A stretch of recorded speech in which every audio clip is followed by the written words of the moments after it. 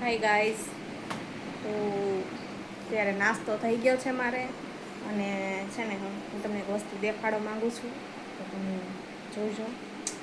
અને તમે લોકો પણ આવું નહીં કરતા, કારણ કે જો અન્નનો કેટલો બધો બગાડ કરું ને હું આજે તમને દેખાડું.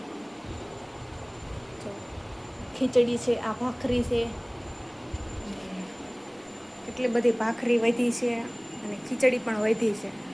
તો છે ને મારે આજનું નથી, આ રોજે માટે મારે છે ને બહુ જ બગાડ થાય, વાત પૂછોમાં.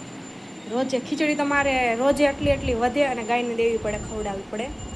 અને ભાખરી ને મારે રોજ બબે એક્સ્ટ્રા ભાખરી વધે. તો હું કોશિશ તો કરું છું કે આટલું બધું બગાડ ન થાય.